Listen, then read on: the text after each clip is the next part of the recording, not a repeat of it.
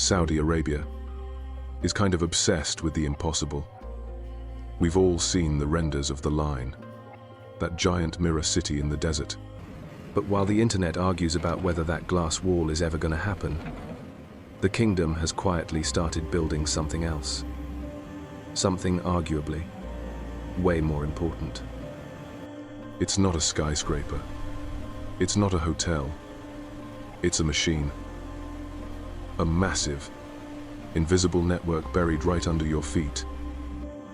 They're building an artificial river, a web of steel arteries stretching 14,000 kilometers across the sand. Just to put that in perspective, that is longer than the Nile River and the Amazon River combined. And here's the scary part. Without this hidden project, the entire $3 trillion Saudi vision falls apart. If this water stops flowing, the desert takes it all back.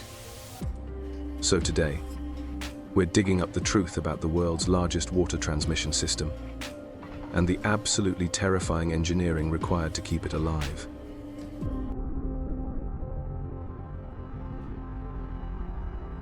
To get why this is life or death, you just have to look at the ground. Saudi Arabia is one of the driest places on Earth. For decades, they relied on these ancient underground aquifers, basically massive pockets of water trapped since the last ice age. They pumped this blue gold to the surface to grow wheat and feed cities.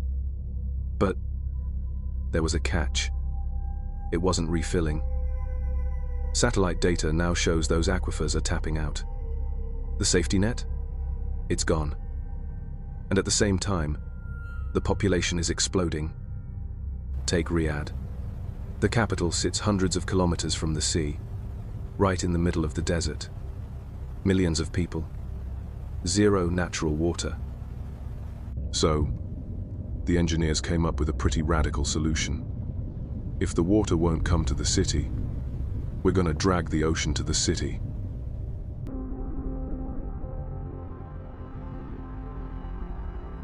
It all starts here, at the coast. This is Ras Al Khair, and honestly, it's a monster. Think of it as a floating factory. Giant pumps suck in the salty Persian Gulf water and force it through filters at insane pressure. It's called reverse osmosis. It rips the salt off the water molecule by molecule. It's expensive, and it burns a ton of energy. But Saudi Arabia did what nobody else could afford to do. They scaled it up. They're now producing millions of cubic meters of fresh water every single day. But making the water? That's actually the easy part. The hard part is moving it. Because water is heavy. 1 cubic meter weighs exactly 1 ton. And remember, Riyadh isn't just far away. It's uphill. The capital sits 600 meters above sea level.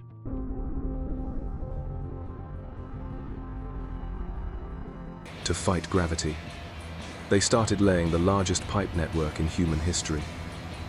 And these aren't your garden hoses. These steel giants are nearly 2 meters wide. You could literally drive a Mini Cooper through them. Inside, they're lined with special epoxy so they don't rust. Because if one of these bursts, you get an instant flood in the middle of a desert. But the real protection is inside the flow. Engineers deploy autonomous robots, known as smart pigs. These devices swim with the current for hundreds of kilometers, using magnetic flux leakage scanners. They can detect a hairline crack inside the steel wall, long before a human engineer on the surface would ever notice a leak. Every few kilometers, massive pumping stations, some the size of football stadiums, shove the water higher and higher onto the plateau. The craziest stat? This system eats up 20% of the kingdom's total energy.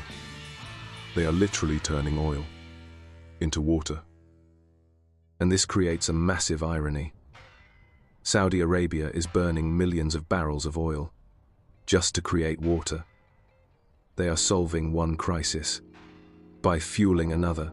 To fix this, the kingdom plans to cover the desert in solar panels. They would need a solar farm roughly the size of Paris, just to keep these pumps running carbon neutral. If they fail to build that solar grid, this river becomes one of the most polluting projects on Earth. But by 2025, the whole thing is getting an upgrade. They're turning it into the Internet of Water.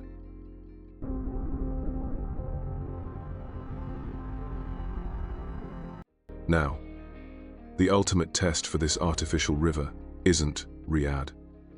It's Trojena. You know, that futuristic ski resort they're building in the mountains. Planners want to build a massive man-made lake called the Vault, suspended 2,400 meters in the sky. But here's the problem. Lakes don't usually sit on top of jagged mountain peaks. Every drop of water in that lake has to be pumped there from the sea. Critics are calling it an ecological disaster. The amount of toxic brine being dumped back into the sea is, well, it's not great for marine life. But salt isn't the only problem. To keep the pipes from clogging, they inject the water with chlorine and anti-scalants. When this toxic cocktail is pumped back into the Persian Gulf, it creates dead zones, patches of ocean where oxygen levels are so low that nothing can survive. Scientists warn that the Gulf is already one of the hottest seas in the world. If the salinity keeps rising, the ecosystem could collapse completely by 2050. Saudi engineers argue they have a solution: zero liquid discharge.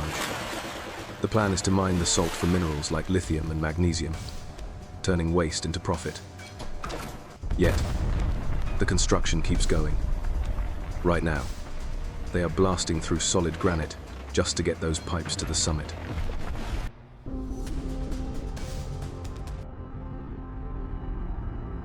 Look, this artificial river is the spine of the entire Saudi vision. Without it, the Green Riyadh project can't plant its trees. Without it, the swimming pools of the line would be empty. And those ski slopes? Just bare rock. It's a stark reminder that civilization is fragile. We can build the tallest towers and the smartest AI. But at the end of the day, we all need the same thing. We need water. And in Saudi Arabia, if nature won't give it to them, they're just going to build it themselves. So, what do you think? Is this engineering genius or environmental madness? Drop a comment below. And next week, we are investigating how they plan to power this city with a giant fake moon. Subscribe so you don't miss it. Thanks for watching Future Files.